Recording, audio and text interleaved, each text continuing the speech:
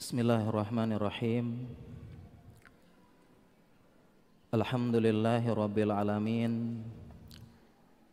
Wassalatu wassalamu ala asyrafil anbiya'i wal mursalin Muhammadin wa ala alihi wa sahbihi ajma'in. Amma ba'd. Para jamaah, kaum muslimin dan muslimat, para pekerja, para pegawai, para mahasiswa, para pelajar yang semoga disayangi dan dirahmati oleh Allah Jalla Jalaluh. Assalamualaikum warahmatullahi wabarakatuh. Alhamdulillah, segala puja dan puji kepada Allah. Salawat dan salam kepada suri teladan kita Nabi Muhammad sallallahu alaihi wasallam. Para jamaah sekalian, di waktu maghrib yang penuh berkah ini dan di masjid yang Masya Allah penuh berkah juga, insya Allah kita akan sharing dan kita akan bedah buku saku yang saya tulis, yang mungkin judulnya ini sebenarnya kita sangat butuh untuk memahaminya. Manajemen waktu belajar agama. Ada tulisan tambahan tapi bagi pelajar, mahasiswa, pekerja. Waktu saya bahas buku ini ada yang protes, Pak Ustadz satu kurang, ibu rumah tangga nggak ada. Nanti deh susulan, nggak ada ibu rumah tangga.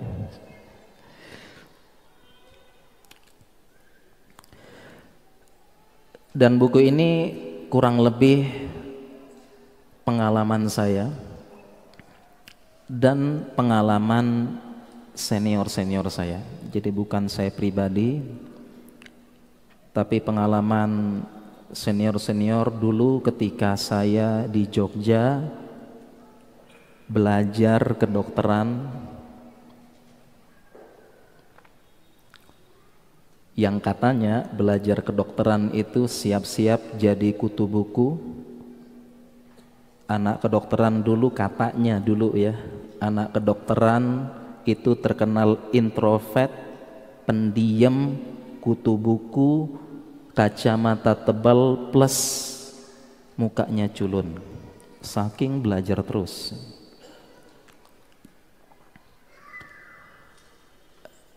Dan belajar dulu butuh waktu yang cukup banyak, kegiatan ditambah lagi dengan praktek ya, sudah tahu namanya koas, praktek di rumah sakit, jaga malam, begadang dan sebagainya.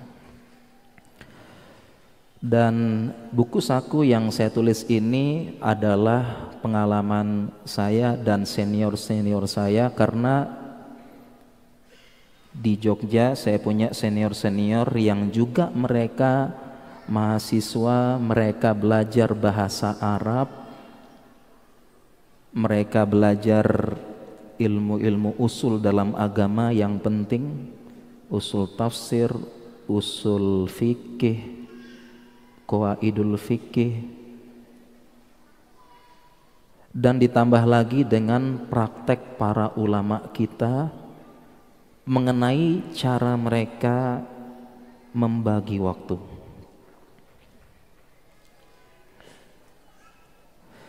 Dan dari buku saku ini saya ingin menyampaikan kan pesan penulis ya, bahwasanya tidak ada uzur, tidak ada alasan tidak belajar agama.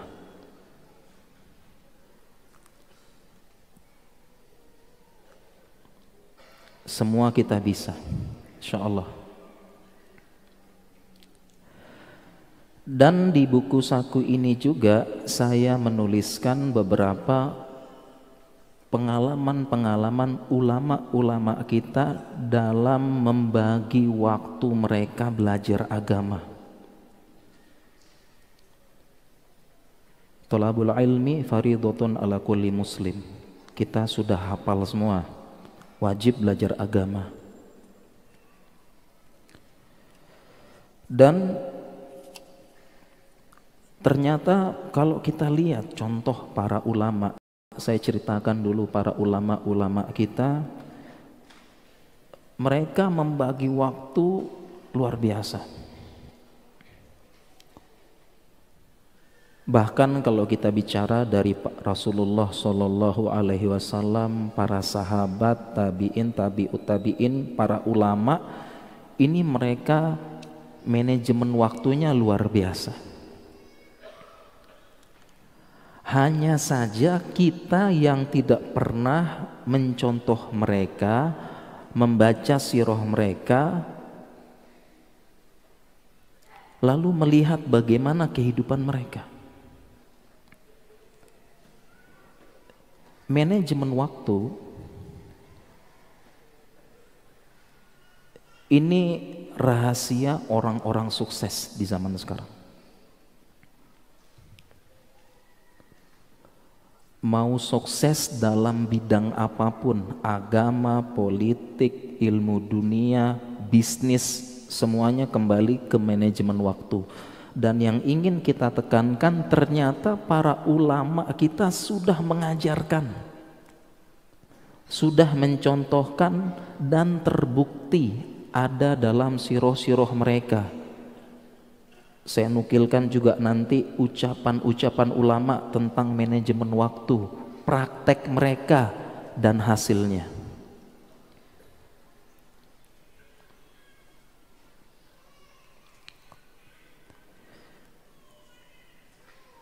Kita bicara manajemen waktu, sepakat semuanya. Ini rahasia sukses orang-orang hebat, rahasia sukses orang-orang besar. Manajemen waktu, apapun itu.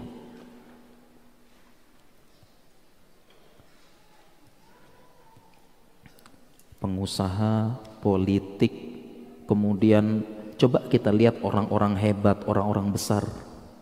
Para guru-guru kita, para asatizah.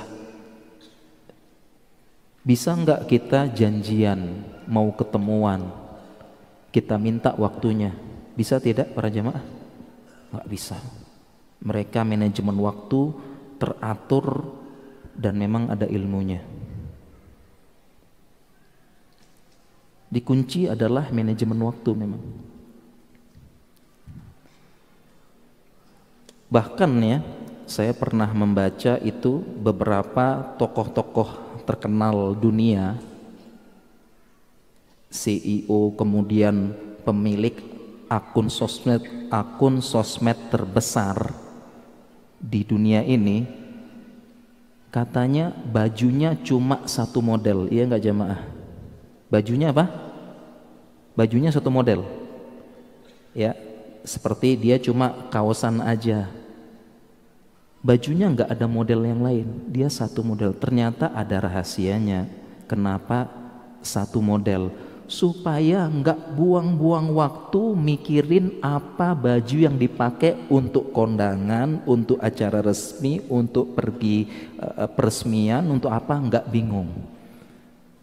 Jadi waktunya nggak habis untuk apa, sekedar pilih baju. Beberapa tokoh-tokoh terkenal bajunya cuma satu modelnya. Sampai segitu pentingnya manajemen waktu ini. Rahasia orang-orang hebat, sukses dan besar.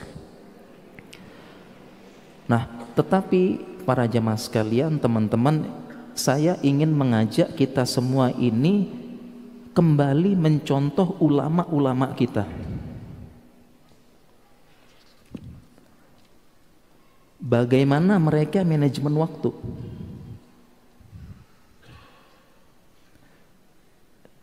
Sebagian kita kan kalau misalnya manajemen waktu, manajemen organisasi, manajemen kepribadian, manajemen emosi. Kita berpikirnya motivator dari barat, motivator dari ini.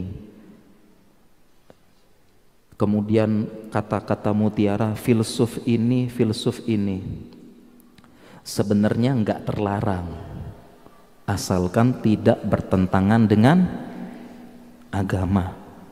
Tetapi kalau memang dalam agama kita ada, ulama kita ada, kenapa kita enggak kembali ke agama dan para ulama kita?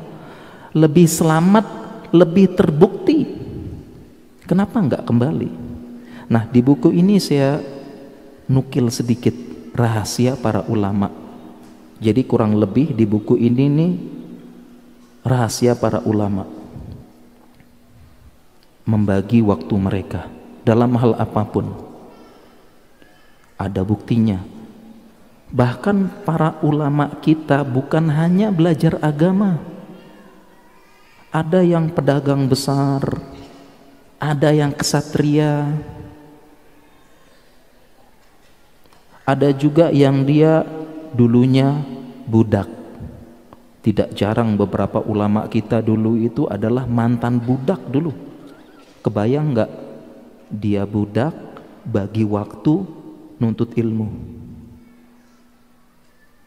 Beberapa ulama terkedar mohon maaf ya, bukan pegawai, bukan pembantu, budak. Gimana coba cara bagi waktunya dia? Jadi ulama besar.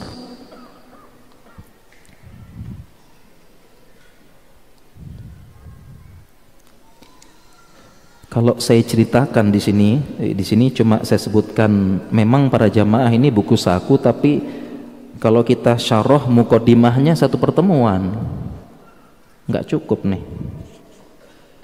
Makanya saya usul sama panitia, nanti habis isya kita tanya jawab aja ya.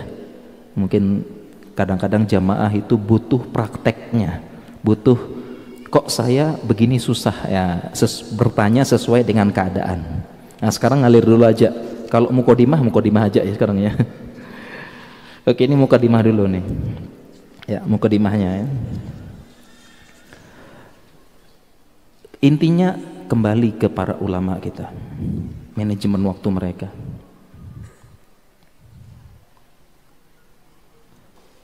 Contoh singkat aja. Imam Abu Hanifah. Siapa enggak kenal? Siapa tidak kenal dengan Imam Abu Hanifah? Imam mazhab terkenal. Beliau ini saudagar besar, pedagang besar, orang kaya raya di zamannya. Bisa kebayang tidak bagaimana beliau membagi waktu antara belajar agama dengan ngurus perusahaan besar? Imam Abu Hanifah, beliau memang dari keluarga kaya, bapaknya kaya, pedagang besar, beliau melanjutkan. Kebayang nggak tuh bagaimana beliau bagi waktu belajar agama sama ngurus perusahaan besar? Sekarang kita gimana? Ya, kadang-kadang ya bisnis ala kadarnya sudah jadi alasan. Waduh Ustaz, susah,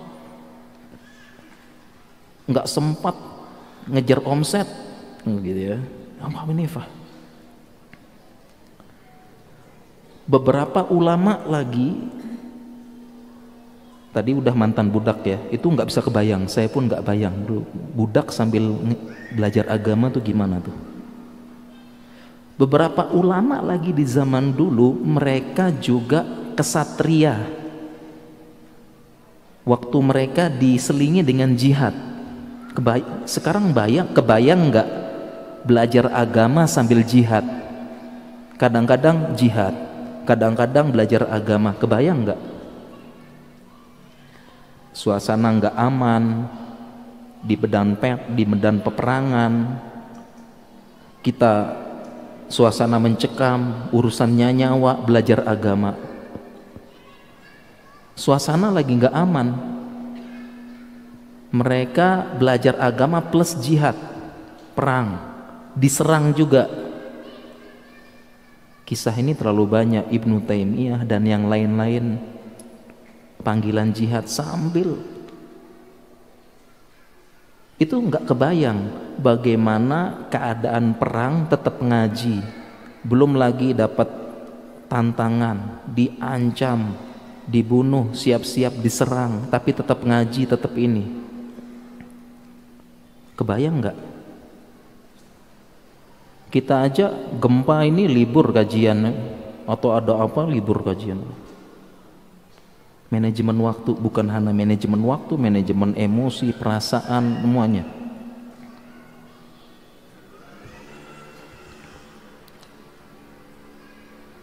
Belum lagi para ulama belajar safar.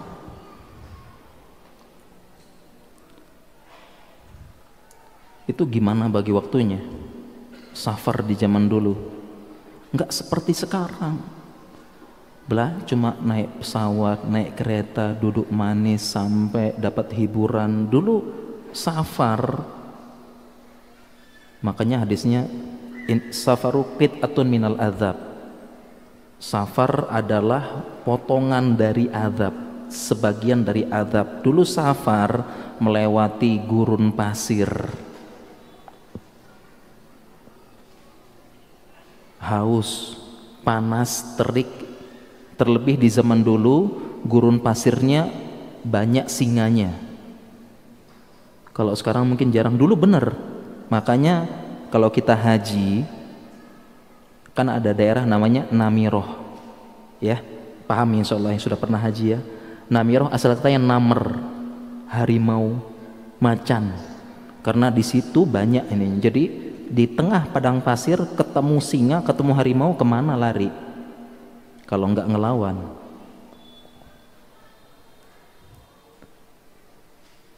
Capek, haus, belajar. Itu manajemen waktunya gimana? Safar ke kota mana nyari hadis? Nggak kayak kita nginep di hotel, ada daurah di Bandung, disediain penginapan, makan 24 jam, snacknya, makan 3 kali sehari snack, duduk manis mencatat, kalau ngantuk nanti ada rekaman, ya, kalau nggak datang nanti tanpa diundang datang resume kajian. Iya, itu nggak usah diundang tuh, nggak usah diminta, datang sendiri resume kajiannya datang. Kayaknya ini salah satu nikmat sekaligus ujian. Katanya Imam Malik, al ilmu in al ilmu yu'ta walayati. Ilmu itu didatangi bukan mendatangi. Nah, di zaman kita yang membuat ilmu tidak berkah dan tidak menghasilkan amal, hanya sekedar wawasan dan bacaan menyenangkan, karena ilmu datang sendiri. Al ilmu yu'ta walayati. Ilmu didatangi bukan mendatangi. Sekarang ilmu itu mendatangi kita, datang broadcast, datang ini, buka akun ini, ilmu datang semuanya. Gak kebayang ulama zaman dulu, mereka bagi waktu.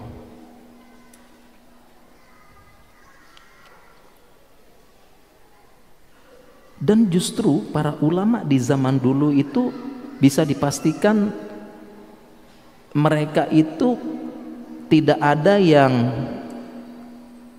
fokus dakwah tok, pasti mereka kerja. Sekarang aja kita kan ada pondok, ada ma'had, para penuntut ilmu dikasih, para penuntut ilmu tinggal datang ke jamiah, ada beasiswa, datang duduk manis belajar. Para ulama enggak. Para ulama di zaman dulu mayoritasnya seperti kita, pekerja, nyari uang, nuntut ilmu. Kalau sekarang kan memang perubahan zaman ya, dapat gaji dari pondok, penuntut ilmunya dapat beasiswa, Zaman dulu para ulama nggak ada. Jadi potret atau gambaran para ulama zaman dulu mirip seperti kita, nyari uang belajar juga. Ada yang penjahit, ada yang tukang ngangkat-ngangkat di pasar, ada yang jualan ala kadarnya, ada yang apa, persis seperti kita ulama dulu. Nggak ada yang, mayoritas nggak ada yang dapat gaji, pasti kerja kayak kita persis.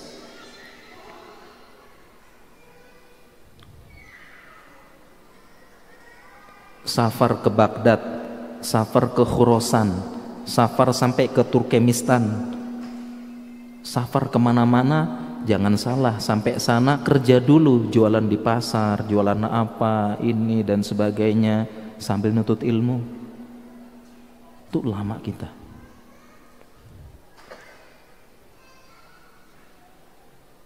Jadi ini yang kita tekankan, teman-teman sekalian, para jamaah. Ulama dulu persis seperti kita semua ini, kerja semuanya, sambil kerja sambil nutut ilmu. Nggak ada yang ulama zaman dulu dapat beasiswa seperti ini, dapat gaji, nggak. Jadi persis.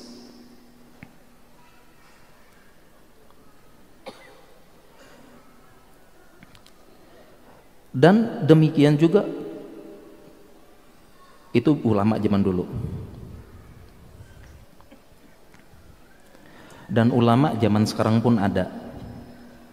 Ulama zaman sekarang, di sini saya tulis ya, ada beberapa yang mereka juga bekerja atau kuliah di universitas umum, dulunya anak SMA, bukan anak pondok, dulunya anak kuliahan, bukan anak pondok, dulunya juga pekerja, pegawai, mereka belajar agama. Contoh misalnya kalau ulama pertengahan Ibnul Qayyim Al-Zaujiyah, beliau tobib sekaligus ulama. Kalau beberapa ulama di zaman sekarang saya sebutkan di sini ada misalnya Syekh Abu Ishaq Al-Huwaini, ya, beliau S1 bahasa Spanyol. Syekh Muhammad Soleh Al-Munajjid, beliau manajemen industri. Syekh Mustafa Al-Adawi, beliau teknik mesin. Banyak ulama semua, insya Allah. Itu kita sebutkan.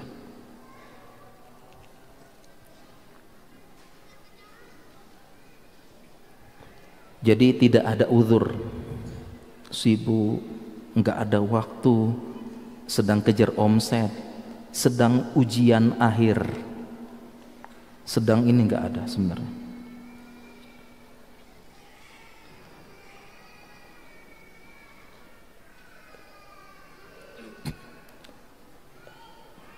Dan kalau kita kembali kepada Al-Quran dan Sunnah,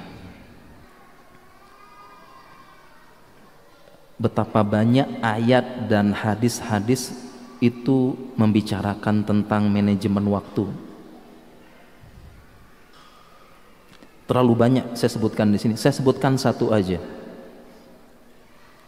Bagaimana seorang muslim harus, tadi kan kunci sukses bagi manajemen waktu, itu sudah ada. Satu dalil aja, yaitu dalam Al-Quran, di mana kebanyakan Allah bersumpah dalam Al-Quran itu bersumpah dengan waktu. Wal asr, wal lail, wad duha, wasyamsi wad duhaha, wal fajr, walayalin ashr.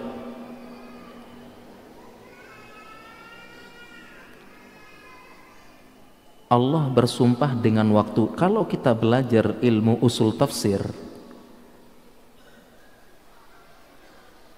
ketika Allah bersumpah dengan makhluknya, yang boleh bersumpah dengan makhluknya hanya Allah, kalau kita nggak boleh. Ketika Allah bersumpah dengan makhluknya, muqsam bihi, yaitu yang digunakan untuk bersumpah, itu menunjukkan makhluk itu istimewa. Itu ilmu dalam ilmu usul tafsir. Berarti makhluk itu istimewa, dan yang paling banyak Allah gunakan bersumpah waktu.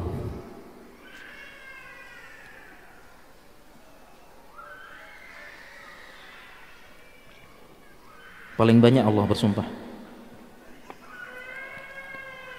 Sehingga kalau kita ingin sukses, ingin berhasil, perhatikan waktu.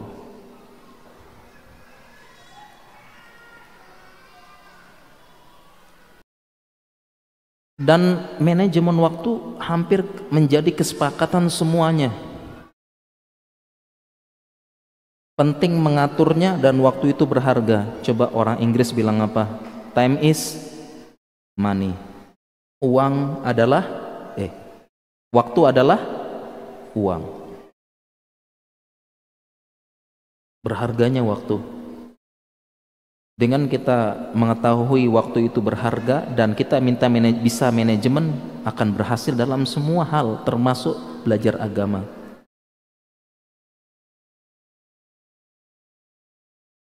Kalau orang Arab mengatakan al-waqtu anfasun la ta'ud, waktu adalah nafas yang gak bisa balik lagi.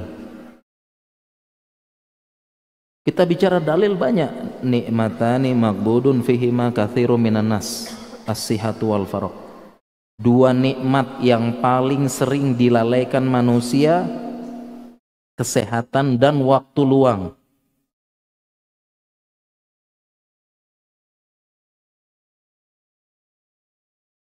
Kita masuk ke perkataan-perkataan para ulama. Bagaimana ulama-ulama berbicara tentang waktu. Para sahabat Ibnu Mas'ud,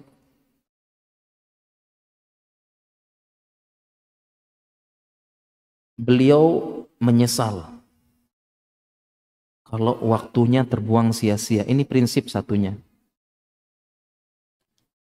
Beliau mengatakan, ma nadimtu ala syai'in nadami ala yawmin gharabat syamsuhu wa naqasa fihi ajali wa lam yazid fihi amali. Katanya Ibnu Mas'ud, saya tidak pernah menyesal.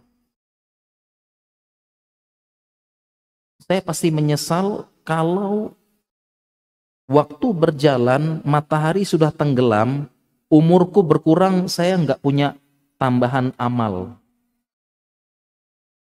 Satu prinsip yang diajarkan dari perkataan para salaf kita, harus ada perasaan menyesal kalau waktu terbuang sia-sia.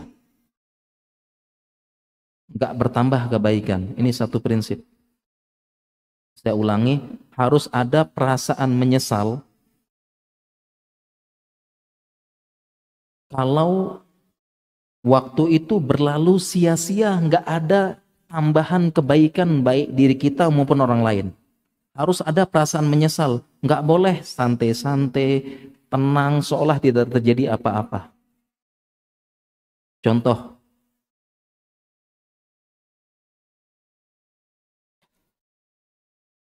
salah satu yang paling banyak menyita waktu kita kan gadget, HP.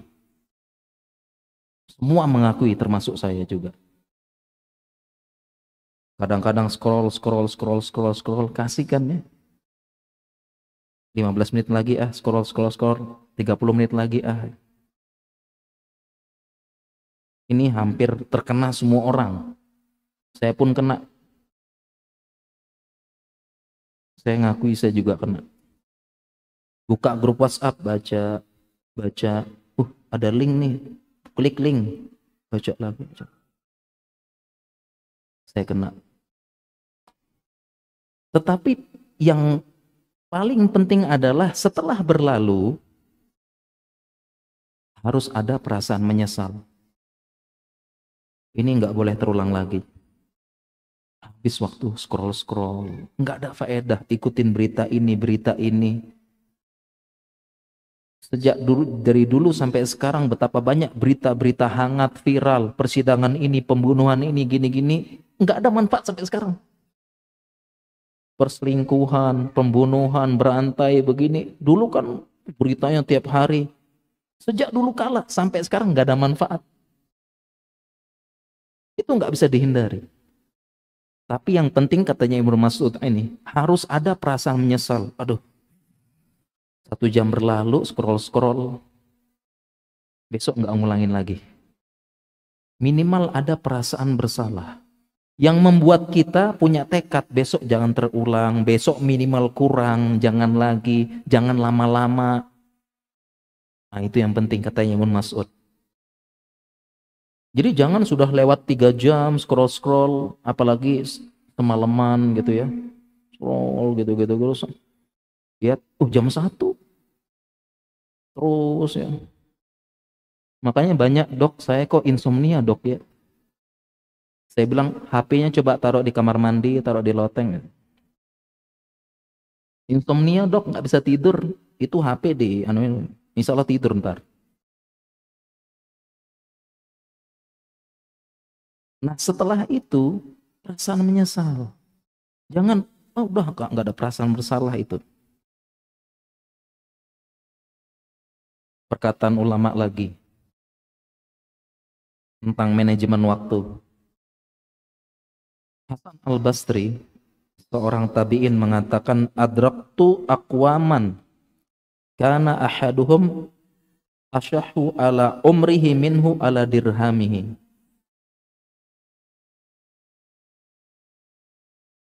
Hasan Al-Basri mengatakan, saya menjumpai suatu kaum, yaitu teman-temannya, teman-teman sesama penuntut ilmu. Mereka ini kalau masalah waktu pelit. Masalah waktu pelit. Tetapi kalau masalah dirham mereka kasih.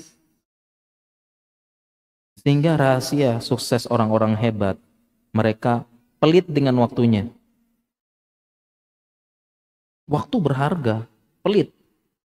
Kalau dirham sekasih, tapi kalau waktu enggak. Makanya orang-orang hebat, orang-orang besar, orang berhasil enggak bisa. Kita minta waktunya, ajak ketemuan mendadak, enggak bisa. Contoh nyata para asatizah kita, enggak bisa. Kita WhatsApp pagi, mungkin ntar malam dibales. Sibuk, waktunya pelit. Atau enggak dibalas-balas malah. Waktunya enggak kayak kita. Standby terus, online terus ya. Teman bales, baru typing dia sudah balas. Ada apa bro? Itu baru typing. Karena saking online-nya terus gitu loh.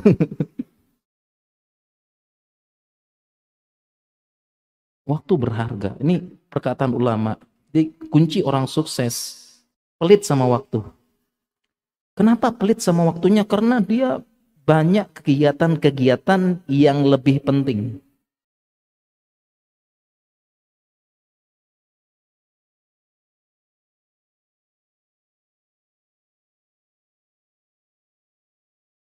Itu tadi beberapa perkataan ulama. Banyak perkataan-perkataan ulama, prinsip-prinsip mereka, prinsip-prinsip terkait dengan pengaturan waktu banyak. Nanti dibaca deh di buku ya, lebih lengkap. Ini saya sebutkan sebagian. Kemudian prakteknya.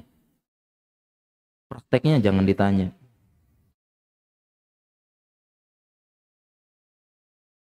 Bagaimana mereka bagi waktu. Yang itu prakteknya itu terlihat dari karya-karya mereka. Meskipun safar nuntut ilmu capek, keluar kitab, muncul buku. Waktunya efektif. Psikologi modern mengatakan bagaimana mengefektifkan waktu. Kalau ulama sudah ada ilmu zaman dulu, namanya keberkahan waktu. Kalau sekarang kan gimana waktu efektif plus produktif kan gitu ya. Di mana-mana motivator-motivator, para coach, training, pelatihan, bagaimana mengefektifkan waktu plus produktif. Nah, ulama zaman dulu sudah ada namanya keberkahan waktu. Umur mereka berkah, waktu mereka berkah. Dalam keadaan sempit, sulit, susah, keluar karya yang bermanfaat bagi kaum muslimin.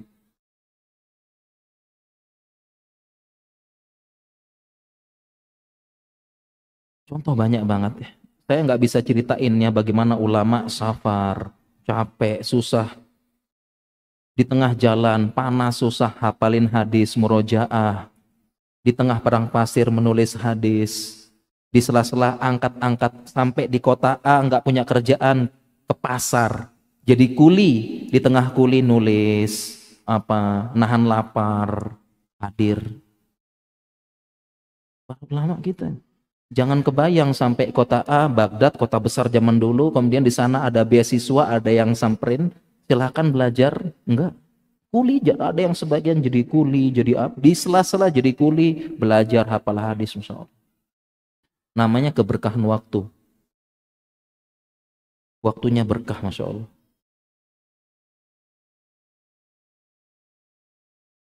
Contoh banyak, Masya Allah.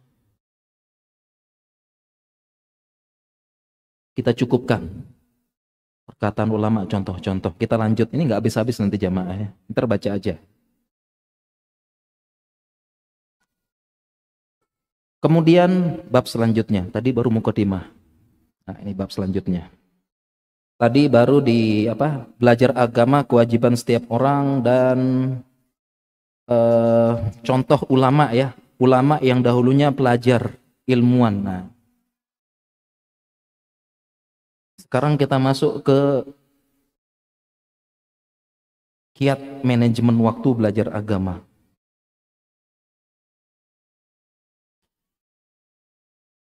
Di situ ada poin-poin yang saya tulis. Saya bacakan dulu ya. Bacakan dulu. Jadi manajemen waktu belajar agama kita, poin yang pertama, belajar dengan guru yang bisa memotivasi dan mencontohkan. Jadi penting pilih guru. Cari guru yang bisa memotivasi dan mencontohkan. Ini ada penjelasannya lagi. Jadi guru itu bukan sekedar ilmunya kita ambil, tapi akhlaknya, adabnya, dan semangatnya. Sangat berpengaruh. Yang kedua, menyadari bahwasanya waktu itu sangat berharga. Kiat ketiga, menyibukkan diri dengan hal positif dan bermanfaat. Kita sibukkan. Poin keempat, membuat rencana masa depan dan menyusun target serta program. Penting. Poin kelima, amalan sedikit tetapi terus menerus. Jadi gambarannya itu kalau ngaji itu lebih baik kali sepekan tapi istiqomah daripada yang ya sekarang rame besok hilang. Yang keenam, istiqomah dalam belajar agama. Yang ketujuh, gunakan golden time belajar agama. Nah, ini juga ada penjelasan ulamanya. Cara mereka belajar agama. Contohnya kalau subuh untuk menghafal, kemudian kalau duha untuk pelajaran-pelajaran berat. Kalau siang itu pelajaran ringan seperti siroh dan sebagainya, itu sudah ada ulama jelasin. Kemudian belajar agama dari dasar, penting juga. Kemudian mengikuti program belajar agama, ada program-program diikuti. Kemudian ada waktu untuk muhasabah dan evaluasi. Kemudian poin selanjutnya, mencari teman dan lingkungan yang baik. Ini penting. Kalau ngaji cari teman belajar bareng. Kalau bisa teman berangkat bareng. Kalau bisa teman berangkat bareng. Kemudian menyadari semakin tinggi cita-cita, semakin sedikit waktu untuk main-main dan bersantai. Dan yang terakhir, kurangi dan kontrol diri bermain HP dan sosial media. Ini setiap bab nggak bisa kita jelaskan jamaah. Nggak bisa kita jelaskan semua. Nah, tetapi dari kiat-kiat yang kita sebutkan tadi ada kiat paling utama.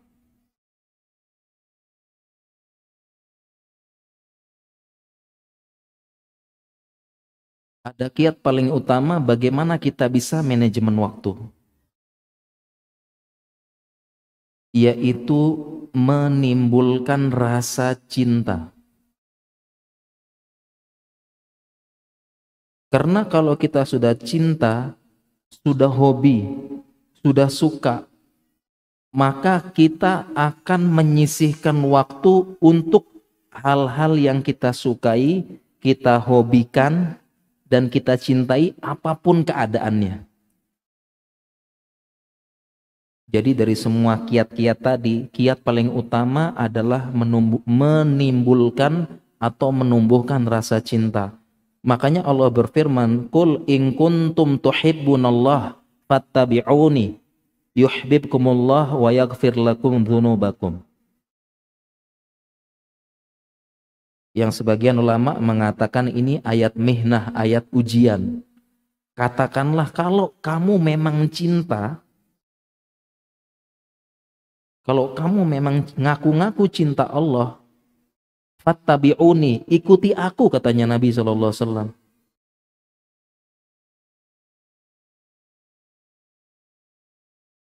Bagaimana cara mengikuti Nabi?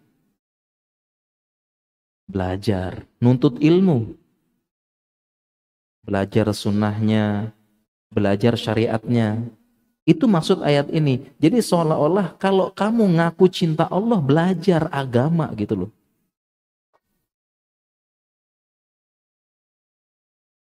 Kalau orang sudah cinta, sudah hobi, sudah senang, sebenarnya nggak perlu teori macam-macam. Waktu udah azan. Kita sholat dulu. 1 menit lagi. Ya, ini sudah tutup. Lanjut dikit. Ya, ini lanjut. Tinggal 1 menit lanjut. Jadi poin utamanya teman-teman sekalian, para jamaah, kalau kita sudah cinta, nggak perlu kiat-kiat yang saya baca tadi, ada 13-15 kiat, nggak perlu. Kalau sudah cinta akan mengatur diri sendiri, berusaha meraih apa yang dicintai. Sekarang begini pertanyaannya, dulu ada mahasiswa, ini mahasiswa ya, ada nggak mahasiswa yang sekolahnya tamat tapi game Dotanya juga tamat? Nah itu ya. Ada nggak? Mahasiswa tamat, game Dota tamat, ada nggak? Ada. Sesibuk apapun dia kuliah, karena dia cinta sama ngegame, dia bisa atur waktu. Ya nggak? Nggak usah baca ini dia nggak usah baca manajemen waktu untuk bisa ngatur waktu kuliah plus bagi waktu dengan Dotanya, gamenya. Iya nggak? Ya. Jadi nggak usah teori-teori gitu. Begitu juga misalnya ada orang hobi main bola, hobi main futsal, hobi bulu tangkis, hobi goes. Itu nggak perlu baca buku ini supaya dia bisa bagi waktu antara kerja, izin istri, bagi waktu sama goes, apa nggak perlu. Dia akan putar otak sendiri bagaimana bisa bagi waktu dengan yang dicintai. Kurang lebih seperti itu demikian. Paham jamaah ya? Selanjutnya nanti kita bahas setelah ini aja. Padahal insyaallah.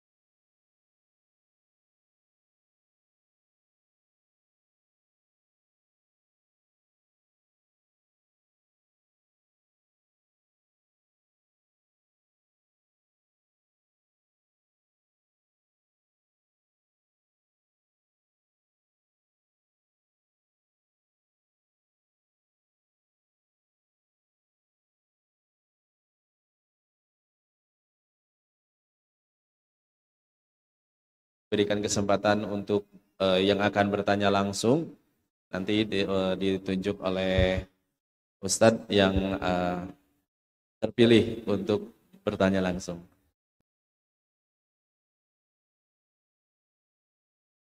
Bismillahirrahmanirrahim. Alhamdulillahirabbil alamin. Wassalatu wassalamu ala Rasulillah. Baik para jamaah sekalian, teman-teman kaum muslimin dan muslimat, kita lanjutkan sedikit materi kita. Sebelum mungkin kita nanti tanya jawab ya, lebih efektif sepertinya dan lebih aplikatif, tapi saya lanjutkan sedikit aja poin-poin penting ya. Kalau ngomong penting semua mah penting ya. Oke, tadi kita sampai mana para jamaah sekalian? Sampai ayat in kuntum tuhibbunallah fattabi'uni. Kalau kalian ngaku-ngaku cinta Allah, ikuti aku. Dan tidak ada cara lain, tidak bukan mengikuti Nabi Sallallahu Alaihi Wasallam dengan belajar agama. Seolah-olah bukti cinta kalian itu belajar agama. Jangan sekedar klaim. Belajar agama, belajar sunnah, hadiri majelis ilmu. Dan kekuatan cinta dan mahabbah inilah yang menyebabkan seseorang bisa ngatur waktu. Jadi itu poinnya. Bagaimana dia bisa bagi waktu, contoh tadi ya, suka ngegame. Dia bagaimanapun keadaannya, nggak perlu baca buku ini, nggak perlu pakai tips 1, tips 2, tips 3, dia udah bisa bagi waktu. Dia akan puter otak, puter pikiran, entah bagaimana caranya, dia bisa memperoleh apa yang dia cintai, dia hobi, dia suka. Kalau sudah cinta, udah. Dia putar otak sendiri nanti. Makanya poin utamanya cinta dulu sama agama dan suka ngaji. Itu poin pentingnya. Saya pernah ada kasus, besoknya ujian skripsi. Kalau ujian skripsi gimana? Siap-siap dibantai ya. Sayang sekali. Jam 2-nya final Piala Dunia. Jam berapa? Jam 2. Jam 1-nya udah heboh pasti. Ya. Dan dia hobi sekali sama bola. Ah, ternyata dia nggak perlu baca manajemen waktu apa gitu, nggak perlu. Dia putar otak sendiri bagaimana supaya dia dapat dua-duanya. Dia dapat yang dicintai. Ternyata bagaimana dia habis isya minum obat tidur. Supaya jadi jauh-jauh sebelumnya udah belajar. Dia belajarnya dari pagi sampai siang, dia atur waktunya. Habis isya dia minum obat, entah obat tidur ya kalau kita CTM-nya secara kedokteran ya. Dia minum obat ya. Habis isya tidur, biar cukup tidurnya. Ntar jam 1 dia bangun. Karena dia mengusahakan putar otak. Ada waktu untuk yang dicintai, nonton dulu final Piala Dunia. Kemudian dia berdoa mudahan nggak penalti gitu ya. Supaya habis selesai dia tidur lagi. Nanti dia pasang alarm jam 6:30 bangun, mandi, siap berangkat. Jadi dia sudah putar otak tuh bagaimana memperoleh apa yang dicintai, kan gitu.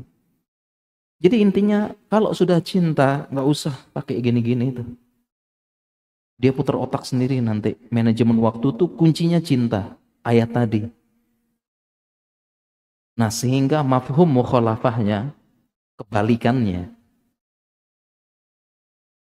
Kalau nggak cinta nggak ada waktu. Sama tadi hobi goes. Dia pasti atur waktu entah bagaimana caranya bisa goes, bisa ini. Dia atur waktunya 3 kali sehari ada. Dan mafhum mukhalafahnya maksudnya kalau dalam ilmu usul fikih pemahaman terbaliknya kalau nggak cinta nggak ada waktu. Sehingga jawaban sebagian kita ketika disuruh ngaji, belajar agama, maaf sibuk, maaf sedang ujian, maaf sedang ngejar omset. Nah, ini semua adalah jawaban diplomatis dari saya nggak cinta, nggak suka gitu. Iya kan? Itu semua sibuk. Nggak sempat belajar agama sekali, sibuk, capek, lelah, sedang ini. Jawaban diplomatis dari saya memang nggak suka. Sebenarnya itu jawaban dari nggak mau belajar agama. Dan pemahamannya lagi kalau nggak belajar agama tidak cinta Allah atau minimal kecintaannya kurang. Kalau sampai tahap nggak mau sama sekali, benar-benar nggak cinta Allah, kan gitu.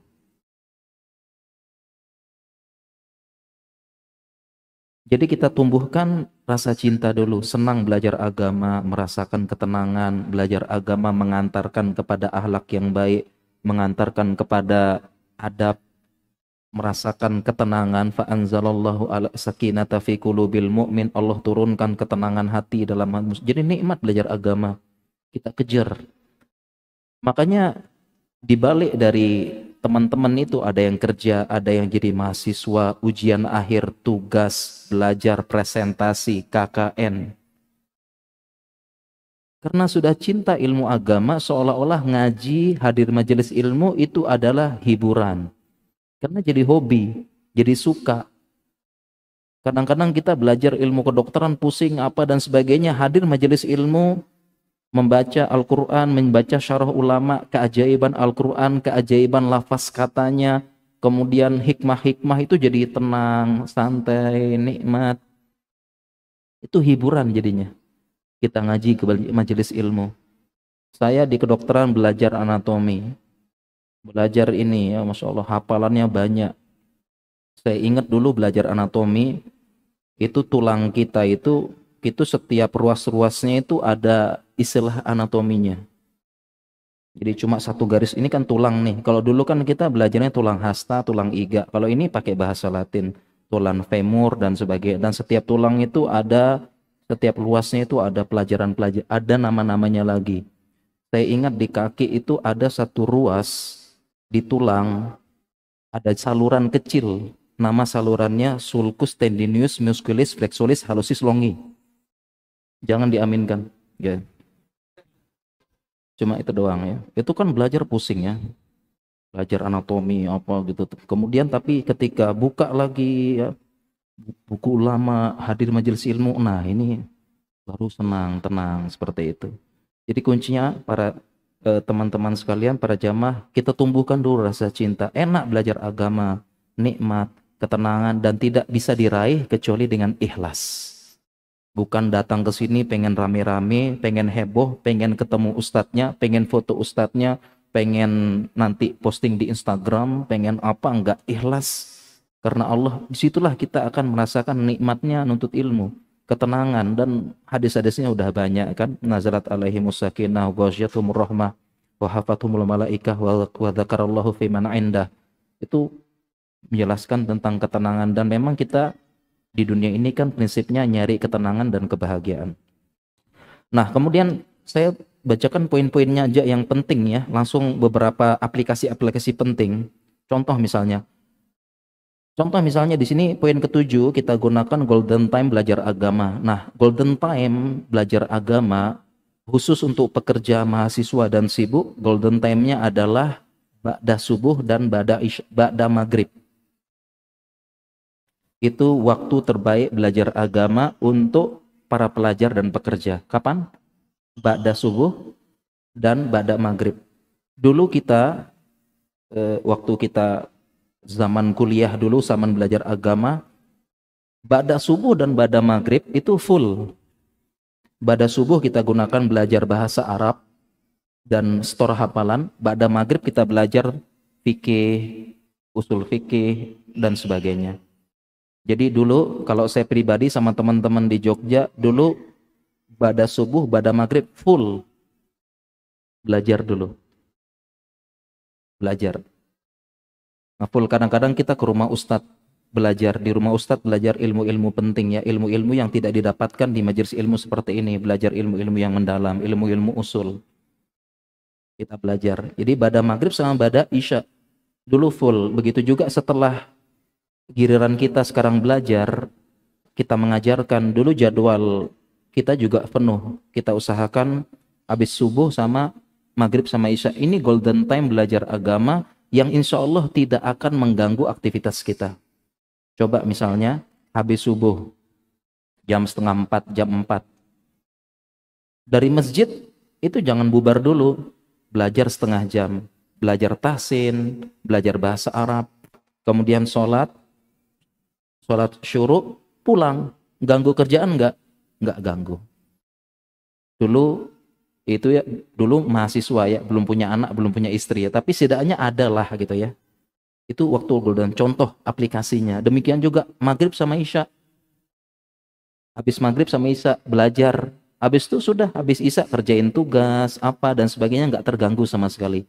Jadi kalau bisa golden time ini dimanfaatkan. Makanya teman-teman yang lagi belajar, yang mana manfaatkan habis subuh. Ya, di rumah misalnya, di masjid rumah, coba ada ustadz, ada apa. Habis subuh itu jangan langsung pulang, belajar. Sampai syuruk, baru sholat, pulang, ngantor deh. Ngantor, kuliah apa dan sebagainya. Bahkan dulu sebagian kita dulu, teman-teman saking cintanya dengan ilmu agama, dulu kita mulazamah ke rumah ustadz setiap pada subuh ya. Dulu ada kadang-kadang ada jadwal kuliah jam 7. Itu nggak jadi penghalang. Habis subuh mandi, bawa tas pakai baju kuliah, pakai sepatu ke rumah ustadz. Belajar mulazamah. Kemudian jam 7 kurang 15 izin berangkat ke kampus. Itu karena cinta, bisa ngatur waktu. Itu contoh. Maghrib kita full belajar.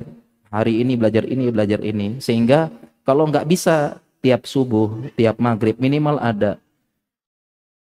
Demikian juga contoh aplikasi nyatanya, misalnya sibuk Ustadz ngantor dari pagi sampai jam 5. Coba sekali-sekali izin dari jam 5 tersebut nggak pulang ke rumah, tapi dari jam 5 langsung mampir ke masjid. Dari kantor jam 5 langsung ke masjid, ngaji dari maghrib sampai isya. Isya pulang ke rumah, udah ketemu sama keluarga, ngobrol sama istri, ngobrol sama anak, nggak terganggu. Jadi waktu golden time, khususnya di zaman kita ini, manfaatkan habis isya, habis subuh dan habis isya.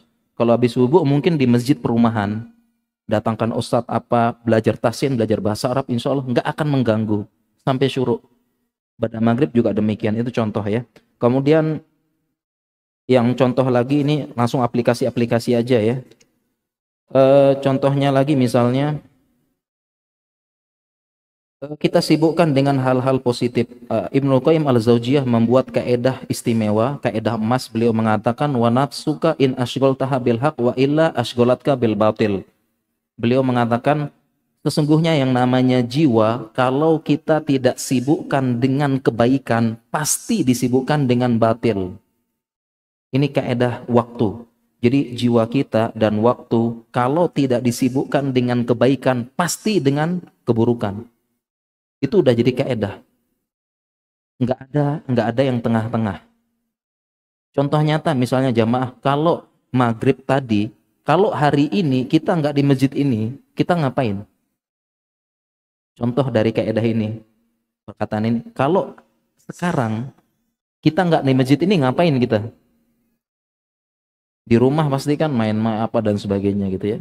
Jadi namanya jiwa kalau nggak disibukkan dengan kegiatan positif pasti negatif, batil katanya. Main-main apa dan sebagainya. Oleh karena itu salah satu bentuk manajemen, kadang kita perlu paksakan. Kita paksakan untuk belajar agama. Dan salah satu cara memaksakannya, aplikatifnya lagi, ikuti program belajar agama. Baik offline maupun online. Dan sekarang nggak ada alasan. Offline ada, online ada. Paksakan. Sesuai dengan kaedahnya Ibnul Qayyim tadi. Paksakan. Pokoknya bahasanya nekat ikut dulu. Bilang, aduh gimana nanti ya. Kayaknya sibuk, kayaknya nggak cukup. Gimana bagi waktunya? Daftar dulu. Paksakan. Ingat ucapan Ibnul Qayyim tadi.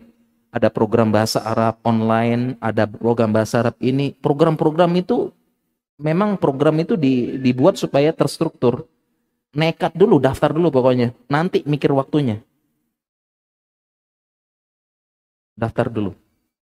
Program-program tersebut. Begitu juga ibu-ibu, gimana nih mikir ntar ngurus anak, ngurus ini. Kalau nangis gimana? Kalau ikut dulu.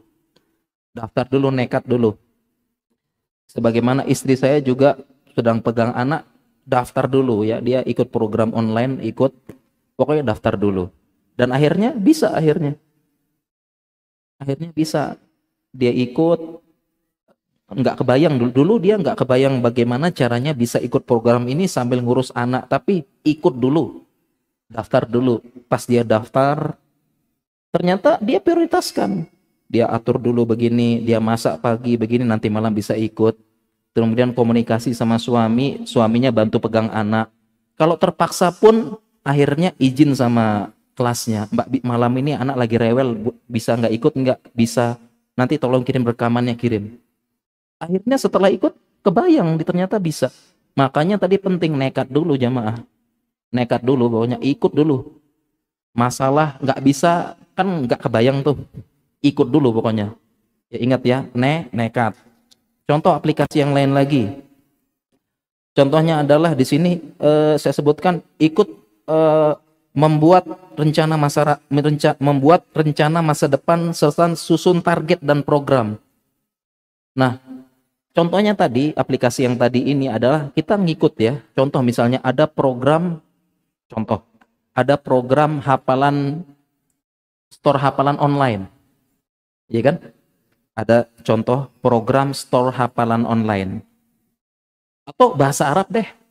Ada program bahasa Arab, nekat aja ikut. Ya walaupun kebanyakan pengalaman kita belajar dan mengajarkan kalau bahasa Arab itu banyak yang kena namanya muntaber. Penyakit muntaber, belajar bahasa Arab, mundur tanpa berita. Gitu. Kena muntaber. Ya, mana ini? Kok tinggal yang daftar pertama satu kelas 30? Ya, 5 pertemuan, 6 pertemuan, tutur, bosen, males, atau mundurnya benar-benar sibuk. Nah, orang yang ikut program tadi dan bisa menghafal beberapa ayat jauh lebih baik daripada orang yang gak ikut sama sekali. Paham jemaah? Paham ya? Jadi orang yang ikut tadi sempat menghafal 5 ayat, 10 ayat, kemudian mundur, ini jauh lebih baik daripada yang nggak pernah ikut sama sekali, nggak nekat. Minimal orang ini kalau niatnya ikhlas dapat pahala.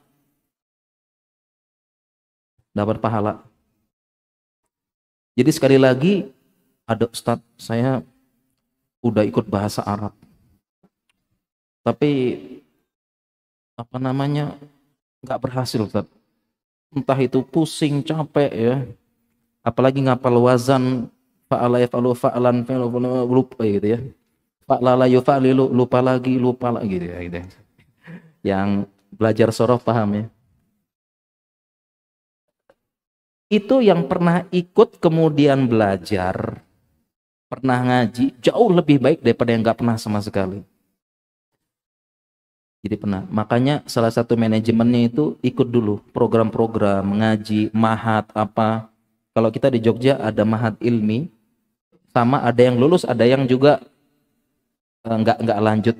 Kita katakan orang yang ikut kemudian di tengah jalan mundur baik karena malas, karena futur, jauh lebih baik daripada yang nggak ikut sama sekali. Jauh lebih baik. Orang yang ikut bahasa Arab 1-2 pertemuan mundur karena pusing, karena apa, ribet, jauh lebih baik daripada nggak pernah sama sekali. Setidaknya dia punya jawaban hujah di depan Allah nanti. Kalau di sidang di depan Allah, dia punya hujah. Ya Allah, saya pernah punya niat belajar bahasa Arab, belajar Al-Quran untuk memahami kalammu ya Allah. Dia punya jawaban setidaknya. Daripada nggak sama sekali. Yang ikut program, hafalan online, setoran hadis, arba'in, apa dan sebagainya, hafal 1, 2, 3 hadis, mundur, capek, futur, malas, atau pernah hafal kemudian lupa, jauh lebih baik daripada nggak pernah sama sekali. Setidaknya dia punya hujah depan Allah nanti di sidang, apa buktimu kamu cinta dengan Rasul? Saya pernah hafal ya Allah, pokoknya dulu pernah niat, tapi ya maafkan, ya, pokoknya ada jawaban. Hafal Al-Quran begitu. Ini contoh aplikasi nyata. Maka jamaah, kadang-kadang jiwa kita ini perlu dipaksakan. Kita dipaksakan, nekat perlu, daftar dulu aja, ikut dulu pokoknya. Panggil ustadz kita punya acara, saya pengen belajar tahsin, memperbaiki makhraj subuh. Habis sholat subuh kita belajar, sampai syuruk. Habis syuruk, kemudian kita sholat, pulang ke rumah ngantor, kuliah, kerja, buka lapak, buka toko. Lumayan. Panggil ustadz. Masalah nanti sudah jalan kemudian gagal, hilang pesertanya, urusan nanti. Jauh lebih baik daripada enggak. Ini contoh aplikasi nyata, seperti itu. Ya, kemudian ini juga yang tidak kalah penting juga, kita belajar agama dari hal-hal yang dasar. Penting juga. Makanya ada kaedahnya man hurimal usul hurimal wusul.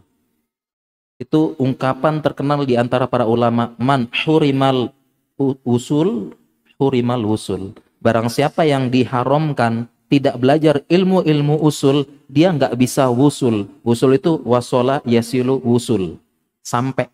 Jadi kalau nggak belajar ilmu dasar, nggak akan sampai tujuan belajar agama. Oleh karena itu, salah satu tips belajar agama, kita belajar dari yang dasar.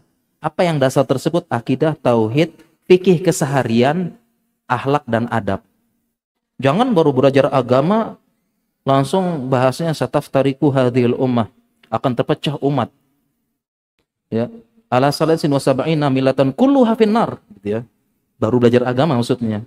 Bukan artinya nggak boleh belajar, tapi belajar dasar-dasar dulu. Termasuk belajar dasar dari agama adalah tahsin, memperbaiki makharijul huruf. Itu dasar dulu. Termasuk bahasa Arab juga dasar. Bahasa Arab yang dasar taulah ya, isim fi'il dan sebagainya tahu. Ya, jangan sampai kadang-kadang kita makharijul huruf masih belepotan tapi udah belajar yang gede-gede, tinggi-tinggi tentang ini, tentang perpecahan, tentang ini, Ustadz Fulan apa tapi belepotan ngajinya. Ini juga yang bikin kita belajar agama nggak efektif. Ya, nggak belajar dari dasar, nggak merasakan nikmat belajar agama dari dasar. Seperti itu ya. Kemudian apalagi ya, contoh-contoh aplikatifnya. Nah, yang paling penting juga ini ya, belajar dengan guru yang bisa memotivasi.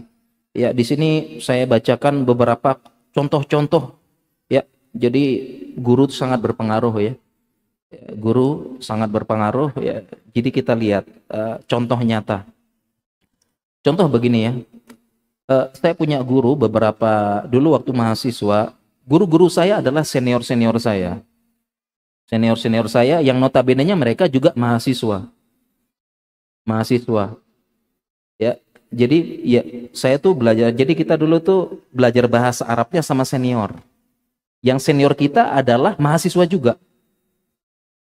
Nah, sehingga kita itu selain mencontoh ilmunya, mencontoh gerak-geriknya juga. Ternyata guru saya ini dia subuhnya ngajar bahasa Arab, kemudian habis itu dia mandi ke kampus belajar, sore malamnya ngerjain tugas, terus nanti dia bagi waktu untuk murojaah apa, kita lihat kesehariannya, sehingga itu yang kita contoh. Dan ketika guru kita ini memberikan nasihat, kita langsung mengena begitu loh. Jadi guru saya misalnya mahasiswa, dia bisa bahasa Arab, hafalannya banyak, Al-Qur'annya hafalan banyak, hafal hadis. Dia juga mahasiswa. Ketika dia memberikan nasihat kepada saya, kamu yang semangat ya ngapal hadisnya, kamu yang semangat ya belajar surafnya, itu mengena. Kenapa? Karena dia memberikan contoh langsung. Berbeda contohnya misalnya kalau saya mahasiswa, yang kasih nasihat saya Ustadz Pondok, itu akan muncul berbagai macam excuses.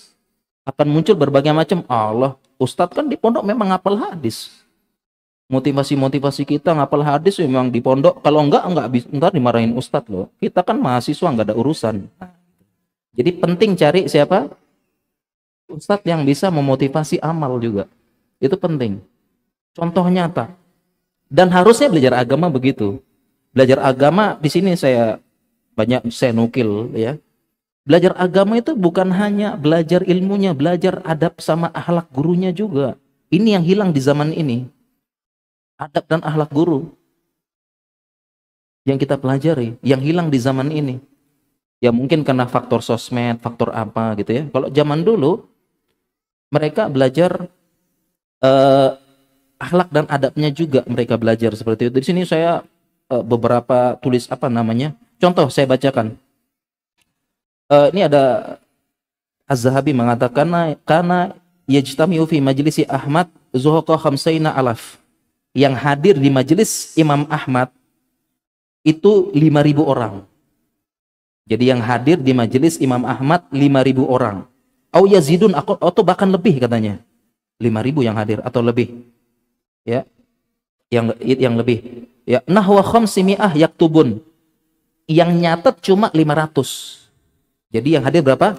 5.000 majelis Imam Ahmad. Yang nyatet berapa? 500. Wal baquna yata'allamu minhu husnal adab was-samt. Dan sisanya itu dia mengambil contoh adab dan akhlaknya Imam Ahmad. Jadi 500 nyatet ilmu, selebihnya itu pengen lihat Imam Ahmad bagaimana adabnya, akhlaknya, ngikutin, pengen lihat seperti itu. Jadi ini yang hilang ya, cari yang apa, yang bisa memberikan contoh, bukan hanya kalau zaman sekarang kan teori doang gitu ya, seperti itu. Ya, dan contoh-contoh yang lain adalah yang paling terakhir ini ujian bagi kita bersama adalah sosmed, sosial media. Wah, ini pencuri waktu itu ya. Pencuri waktu. Contoh aplikasinya, kalau saya pribadi, saya nggak akan buka sosmed sebelum ngerjain tugas. Contoh aplikasinya. Jadi kalau saya ada tugas nulis, tugas buat presentasi, tugas ngajar, mau nulis buku, mau nyiapin materi kajian, yang pertama kali saya lakukan, jangan sekali-kali buka sosmed. Makanya nggak efektif waktu nanti, nggak konsen.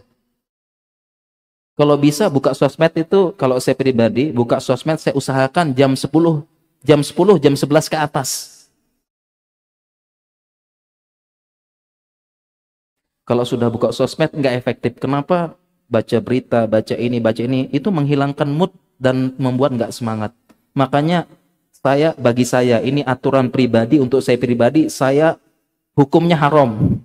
Ya bukan haram secara ini ya. Terlarang bagi saya pribadi buka sosmed habis subuh, nggak boleh. Jangan sekali-sekali. Kalau mau efektif jangan buka sosmed pagi-pagi. Buka WhatsApp juga jangan. Kadang-kadang di WhatsApp nggak ada yang penting, kita aja yang pengen penting, bales-bales, gatel pengen bales. Jadi saya usahakan kalau saya pengen efektif tuh saya buka sosmed, buka WhatsApp jam 10, jam 11. Loh bagaimana kalau urusan penting saya buka WhatsApp cuma sekedar screening, mana kira-kira yang penting? Saya nggak buka. Oh ini ada bos nih, oh ya udah buka. Oh ya sudah. Kalau nggak perlu dijawab nggak usah dijawab. Diusahakan pagi itu nggak ada ngobrol-ngobrol. Nggak ada chatting, nggak ada chatting, nggak ada apa usah. Oh, kalau kita balas. Nanti ngobrol-ngobrolnya jam 10, jam 11. Karena kalau saya pribadi udah ngobrol, udah chatting, udah sosmed, udah scroll-scroll, nggak efektif. Nggak efektif. Baik untuk nyusun ini nggak efektif. Tapi kalau sudah scroll-scroll, udah mood untuk nulis hilang, konsentrasi untuk nyiapin ini hilang semuanya. Itu contoh nyata. Baik para jamaah sekalian, mungkin itu aplikasi-aplikasi penting dari beberapa yang ini sebenarnya masih banyak, dan mungkin kita lanjutkan dengan tanya jawab insyaallah. Oh, ada yang langsung atau ada yang langsung ke atas aja. Ya.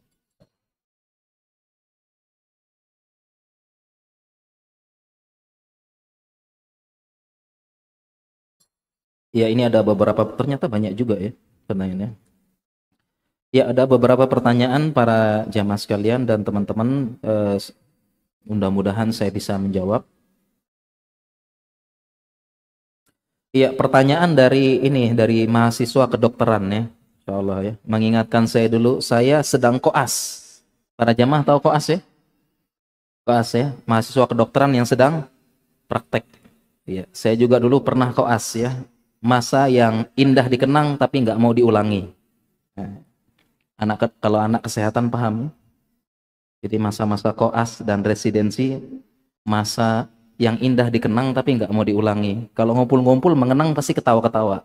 Tapi disuruh ngulang nggak mau. Capek jaga malam, dimarah ya. Ya.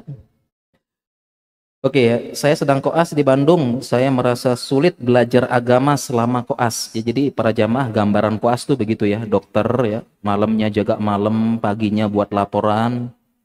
Ya, apalagi kalau semalam jaga pasien ada yang meninggal, paginya buat laporan tuh kenapa meninggal begini nanti dibantai paginya. Bocoran.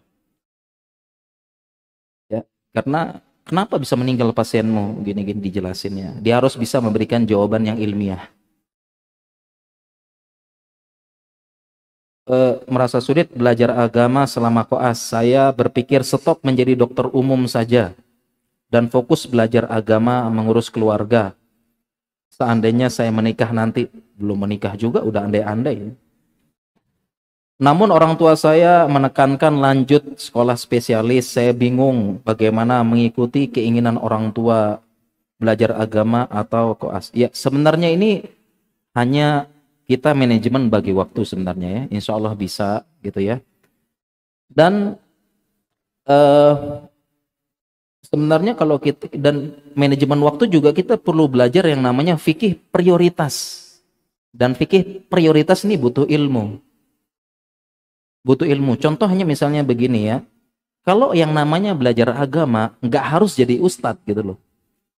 Jadi kalau sekedar menjalani koas ya, jadi dokter muda nggak harus jadi ustadz belajar agamanya. Jadi jangan bayangin jadi koas kemudian harus belajar bahasa Arab, nahu, sorof, kemudian belajar ilmu balagoh, kemudian belajar ilmu usul tafsir, fikih enggak.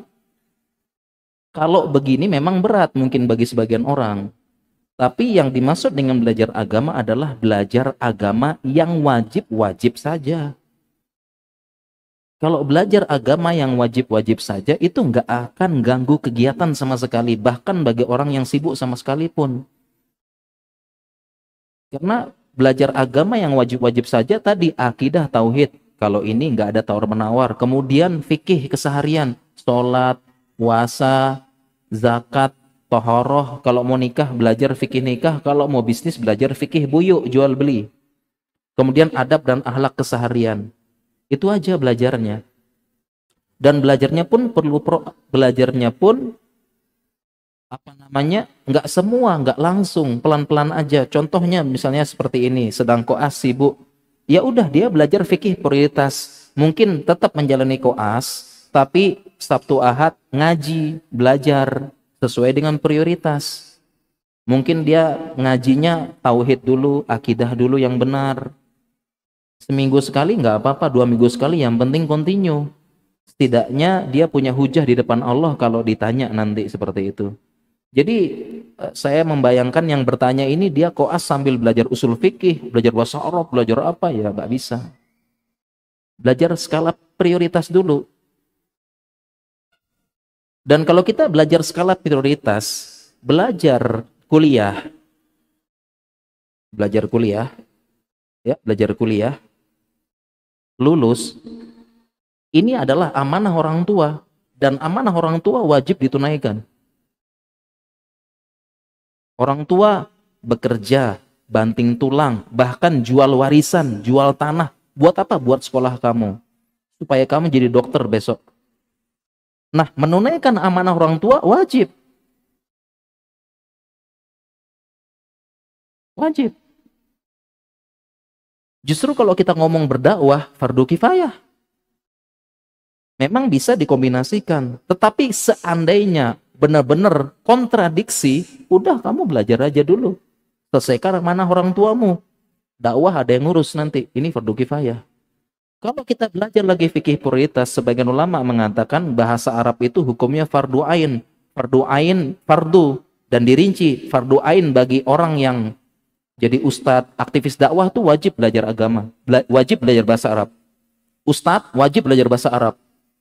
Fardu ain hukumnya. Karena dia jelasin hadis, jelasin Al-Quran pakai bahasa Arab. Apalagi ngisi tafsir, nggak bisa bahasa Arab. Oh enggak, wajib. Nah, kemudian dirinci oleh ulama lagi fardu kifayah bagi masyarakat awam. Jadi belajar bahasa Arab itu ada rincian. Sehingga dia menunaikan amanah orang tua, belajar kedokteran sampai selesai, wajib. Karena amanah orang tua. Sedangkan belajar bahasa Arab, kalau memang dia bukan dai, bukan ustadz, fardu kifayah. Tunaikan. Sehingga nggak usah pusing-pusing. Sekiranya kalau ini berat bagi dia, ya bagi yang bertanya dan semoga dimudahkan, fokus koas, belajar, konsentrasi, udah dia ngaji yang penting-penting aja, akidah tauhid, sekali sepekan, 2 kali sepekan, cukup.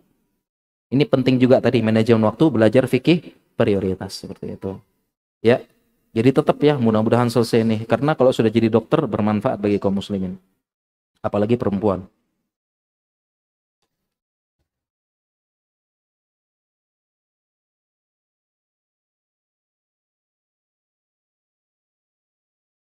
Ada pertanyaan bagus ya. Ini alhamdulillah saya dan suami pergi ke kajian 6 kali seminggu. Masya Allah bagus ini.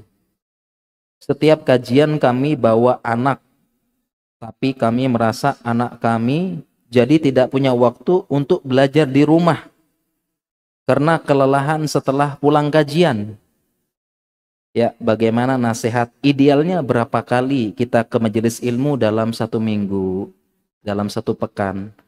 Berapa kali idealnya? Ini tidak ada angka pasti, ya. Jadi nggak ada idealnya, karena keadaan setiap orang berbeda, beda-beda. Ada yang sibuk, ada yang luang, ya. Yang penting adalah skala prioritas. Sekarang apa yang prioritas kita nih? Contoh suami sekarang, itu nyari nafkah, nyari uang, wajib. Kalau nggak berdosa nanti. Jadi jangan sampai ada alasan bisnisnya terbengkalai karena ngaji. Ya. Atau alasan sebagian suami malas kerja, malas banting tulang karena pengen belajar agama. Pas istrinya bilang, "Bang, popoknya nih nggak bisa beli, Bang. Bensin apa namanya, harga minyak naik. Susu nggak kebeli, Bang." Suami bilang, "Yang konaah dong, Dek." Yes.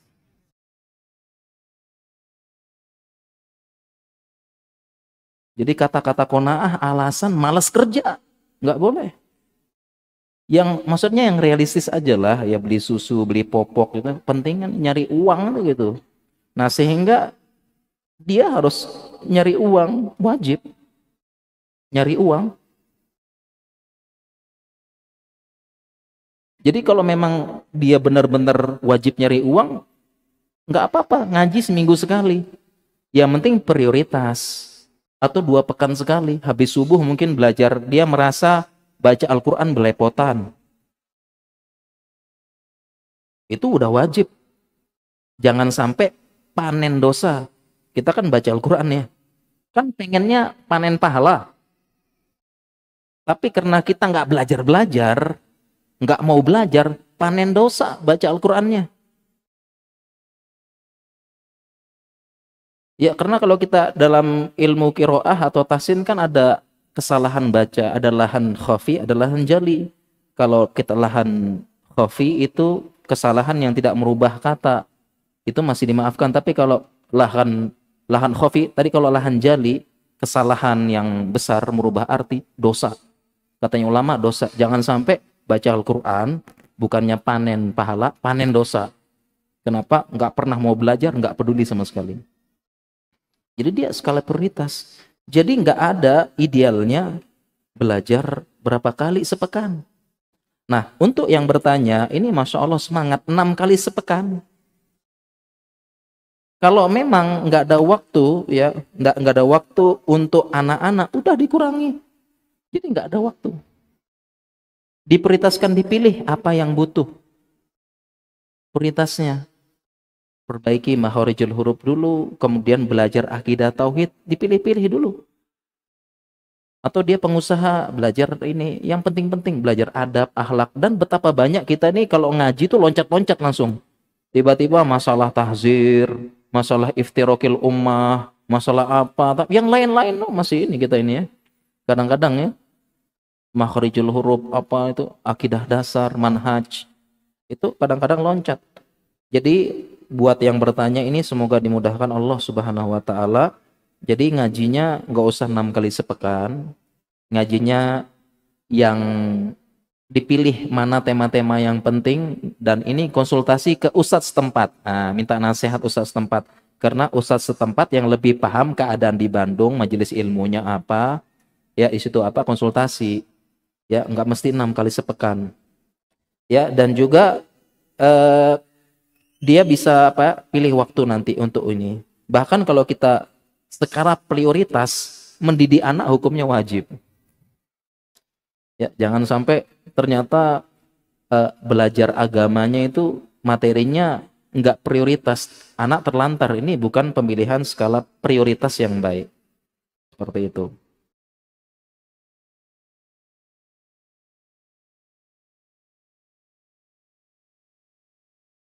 Ada pertanyaan bagus ya. Apakah wanita perlu sekolah yang tinggi? Yang penuh tinggi gitu ya.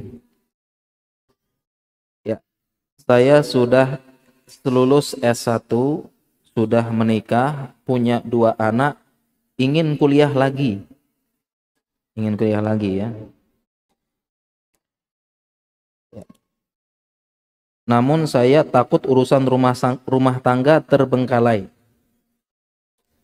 Bagaimana dengan wanita yang berbisnis, jualan? Yang jualan ini menyita waktu, bagaimana pertimbangan peran saya sebagai istri dan ibu? Ini pengen kuliah lagi ya. Pengen kuliah lagi, berarti suaminya dapat mahasiswa. Kan gitu ya. Jadi ada pertanyaan, gimana bisa dapat istri mahasiswa, suruh istri kuliah lagi gitu ya. Ya, bagaimana? Jadi inti pertanyaannya pengen sekolah lagi, pengen bisnis dan kaitan dengan urusan rumah tangga. Ya. Nah, ini juga pentingnya kita skala prioritas. Skala prioritas. Contoh misalnya pengen sekolah lagi, pengen bisnis, jualan, dan dia seorang ibu punya anak. Maka prioritas utamanya dia adalah seorang ibu sekaligus istri, terutama istri. Ya, karena istri itu surga nerakanya adalah suami. Anzuri aina anti minhu fa innahu jannatuki wa naruk. Perhatikan bagaimana posisimu di depan suamimu, sesungguhnya suamimu surgamu dan nerakamu. Sehingga dan hak suami yang paling besar adalah keberadaan istri di rumah. Itu kalau kita belajar fikih munakahat, fikih pernikahan. Salah satu hak terbesar suami adalah keberadaan istri di rumah. Jadi istri di rumah, keberadaan istri di rumah. Oleh karena itu kalau sekolah, mau bisnis, mau keluar apalagi perlu izin suami. Jadi yang paling pertama kalau mau sekolah, kalau mau bisnis, suaminya izinkan apa enggak? Karena dengan itu suami menggugurkan sebagian tanggung jawabnya. Menggugurkan sebagian haknya. Jadi izin suami dulu. Yang kedua, sebagai ibu rumah tangga, ngurus anak. Dia lihat apakah itu akan melalaikan apa enggak. Kalau dia yang enggak, kalau tidak melalaikan, bisa dikombinasi, contohnya bisnis online, jual beli dari rumah, bisnis online sambil ngomong anak, contohnya. Dengan syarat tadi tidak melalaikan hak suami dan tidak menelantarkan pendidikan anak-anak. Bisa-bisa aja. Jadi Islam nggak pernah melarang secara total wanita bekerja, enggak. Ada syarat-syaratnya. Ya, ada syarat-syaratnya. Nah, seperti itu gambaran ya. Dan ini saya kasih jawaban umum ya, bukan jawaban untuk yang ini. Karena kalau jawaban untuk yang bertanya ini tentunya dia perlu musyawarah, diskusi. Wasyawiruhum fil amri fa idza azamta fatawakkal 'alallah. Dia harus diskusi dulu. Ya, ini gambaran secara umum ya. Kemudian kalau mau sekolah, sekolahnya mau apa dulu? Untuk apa begitu? Apa yang dicari dari sekolah tersebut? Kalau memang pengen cari pendidikan, pendidikannya apa? Dia pengen ngajar di mana dan sebagainya. Butuh apa enggak? Benar-benar prioritas apa enggak? Urgent enggak gitu ya. Demikian juga kalau bisnis, urgent enggak bisnisnya nih? Kalau suaminya sudah bisa memenuhi, sudah cukup, sudah apa? Buat apa sebenarnya ya? Kan lebih baik dia fokus untuk belajar agama, ngajar anak TPA di sekolah di lingkungannya. Ya. Itu kalau ngajar TPA itu kan gampang tuh. Kan cari yang bermanfaat aja gitu. Kita prioritaskan. Ya. Jadi kita banyak pertimbangan seperti itu. Nah, ini gambaran secara umum untuk yang bertanya, bukan jawaban ya. Selebihnya dia perlu diskusi dengan ustadz setempat ya. Seperti itu. Ya, selanjutnya saya ingin kuliah syar'i. Tapi kadang tidak tahan juga dengan fitnah wanita. Umur saya 23 tahun.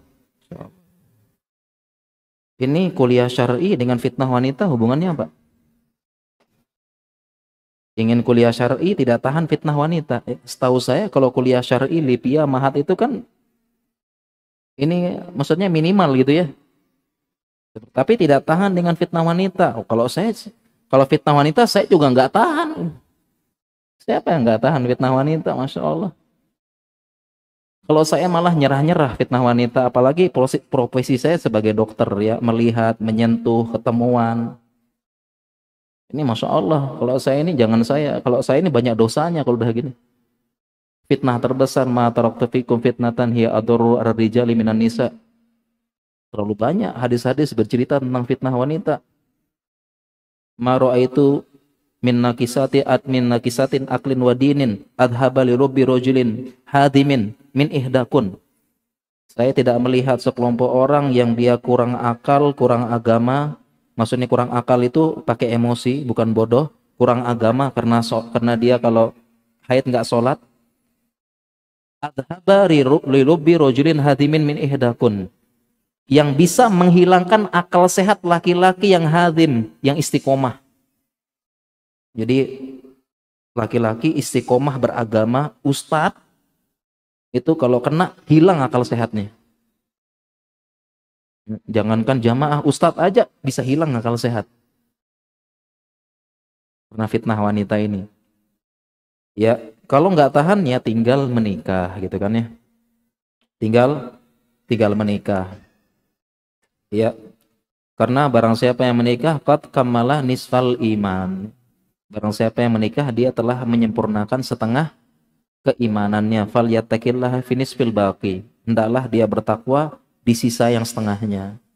Seperti itu. Ya. Jadi ya nikah caranya seperti itu ya. Dan tidak ada pertentangan insya Allah seperti itu ya. Oke.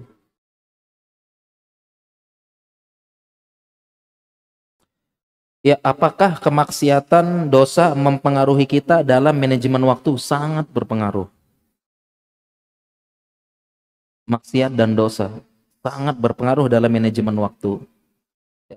Makanya kalau tadi saya sebutkan ya, nggak sempat kita bahas, kalau orang motivator zaman sekarang mengatakan efektif dan produktif.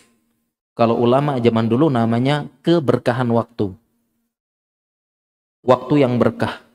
Waktu yang sulit, sempit, tapi menghasilkan karya dan bermanfaat. Betapa banyak orang menghasilkan karya nggak bermanfaat.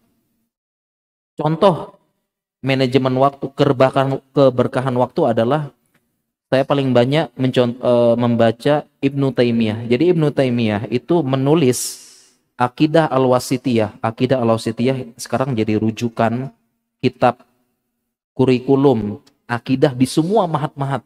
Aqidah Wasithiyah. Itu Aqidah Wasithiyah itu oleh Ibnu Taimiyah beliau tulis sekali duduk dengan hafalan. Dan itu pun atas celoteh dari penduduk Wasit saat itu. Jadi disebut dengan Aqidah Wasithiyah karena penduduk Wasit, daerahnya namanya Wasit, itu minta iseng-iseng. Begitu Ibnu Taimiyah datang ke kota Wasit, beliau mengatakan, tolong dong buatkan untuk kami catatan ringan, poin-poin akidah.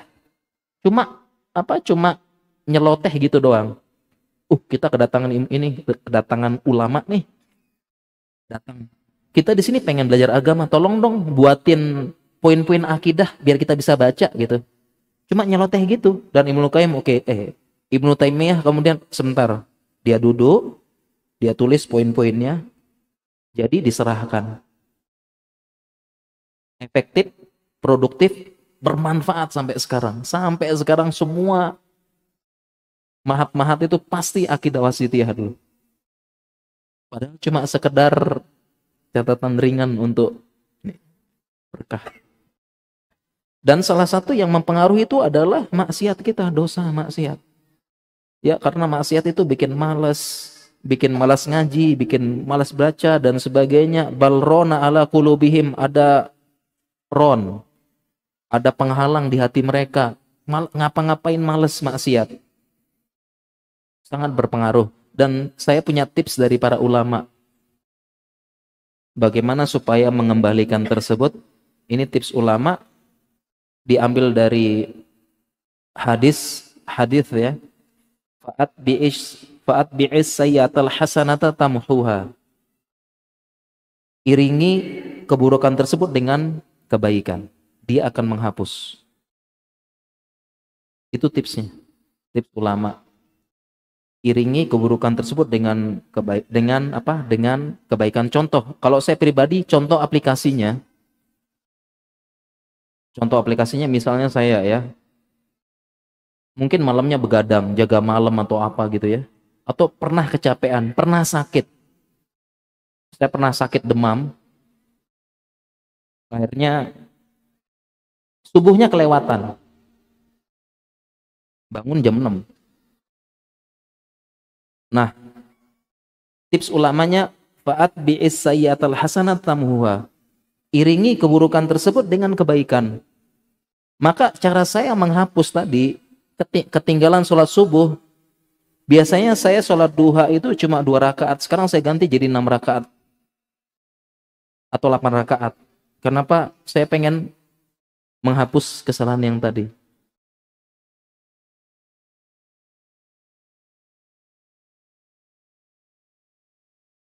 Atau mungkin merasa bersalah, buang-buang waktu, kelamaan scroll, kelamaan apa, merasa bersalah. Nah, cara kita menghapusnya, kita iringi dengan kebaikan. Contohnya misalnya saya pernah merasa menyesal ya. Ini contoh aplikatif. Saya pernah merasa menyesal, saya menghabiskan waktu sia-sia dan cukup lama. Saya habiskan dengan hal sia-sia, nggak bermanfaat. Saya menyesal. Cara saya untuk atbi sayyatal hasanata tamuha, cara saya adalah saya berazam baca Al-Quran 30 menit. Ini harus saya balas nih. Ya udah, saya baca Al-Quran 30 menit. Ini untuk balas yang tadi. Jadi begitu semuanya. Kita balas. Ya balas ya. Mungkin habis pulang capek, ketemu istri, dibentak istrinya terus. Bentak-bentak istri, gimana caranya? Caranya kan harus dibalas ya dengan kebaikan. Caranya ya dibaik-baikin lah ya. Ingat ya, jangan lupa ada suami care, skincare, rekening care. Jangan lupa. Jangan lupa itu ya, seperti itu. Jadi kurang lebih seperti itu ya. Jadi ini sangat berpengaruh ya. Kalau saya banyak maksiat itu manajemen waktu nggak bagus, nggak berkah waktu kita itu, nggak berkah, nggak efektif. Kalaupun ada karya nggak bermanfaat atau kurang manfaatnya, ya kurang manfaatnya seperti itu. Contoh lagi yang ulama yang hebat bagi waktu tuh Imam Nawawi. Tadi lupa saya ceritainnya, Imam Nawawi itu beliau meninggal wafat dalam usia muda. Imam Nawawi wafat usianya 40 tahun. Imam Nawawi wafat usianya 40 tahun. Itu bagi ulama itu sangat muda wafat. Imam Nawawi. Tapi karena berkahnya, produktif, menghasilkan karya, dan bermanfaat bagi banyak orang. Masjid mana yang nggak ada Riyadhus Sholihin sekarang? Masjid mana yang nggak ada Riyadhus Sholihinnya Imam Nawawi? Mahat mana yang nggak pakai Arba'innya An-Nawawi? Semua pakai. Padahal Arba'in itu ada banyak, ada puluhan kitab. Karena memang ada hadisnya. Ada hadis yang berbunyi, barang siapa mengumpulkan 40 hadisku, akan dapat keutamaan ini. Maka ulama berlomba-lomba mengumpulkan 40 hadis. 40 hadis yang bermanfaat. Makanya Arba'in itu ada hampir puluhan. Arba'innya ulama ini, Arba'innya ulama ini, Arba'innya ulama ini, dan yang bermanfaat sampai sekarang Arba'innya Imam Nawawi. Seperti itu. Ya. Kita lanjut ya. Masih ada waktu. Habis. Sudah. 4 menit terakhir ya. Terakhir para jamaah ya. Ini mohon maaf, nggak semuanya bisa kita jawab ya. Iya. Manajemen waktu ada 13 kiat dan paling utama menimbulkan rasa cinta. Bagaimana menumbuhkan kecintaan dan istiqomah. Nah, jadi kan tadi kunci utamanya kan kita cinta dengan ilmu agama ya, senang gitu aja. Jadi yang pertama supaya kita cinta, senang belajar ilmu agama, pertama tentunya kita harus ikhlas dulu ya. Jadi kita nggak akan merasakan ketenangan, manfaat di majelis ilmu kalau kita nggak ikhlas. Dan betapa banyak di zaman ini karena fitnah dan ujian sosial media, kita hadir itu nggak ikhlas. Ya, pengen ketemu ustadznya, pengen foto, ya, pengen tampil, pengen posting dan sebagainya, pengen buktiin sesama teman saya ini udah hijrah loh, hadir terus di majelis ilmu, tapi selama majelis ilmu ngobrol-ngobrol dan itu banyak. Jadi kita ikhlas dulu. Kemudian selanjutnya adalah cara menumbuhkan kecintaan ya, kita ingat bahwasanya kita belajar ini pembuktian cinta kita kepada Allah. Tadi makanya ayat tadi qul in kuntum tuhibbunallah fattabi'uni itu terjemah terleknya kalau kamu cinta Allah belajar agama gitu loh. Dan itu pembuktian cinta. Jangan sampai kita ngaku-ngaku cinta tapi pas disidang sama Allah ya, disidang sama Allah kita nggak ada bukti.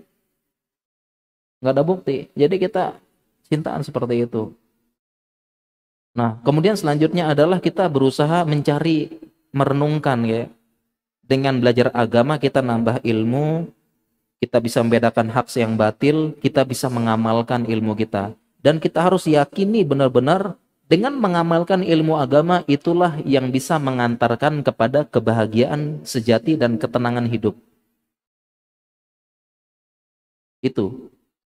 Dengan kita seperti itu kita akan rindu majelis ilmu ya, rindu, kangen, belajar agama, merasakan kebahagiaan. Sebagaimana teman-teman rindu main game, pas main game seneng banget, rindu nonton film Korea, pas nonton film Korea seneng banget.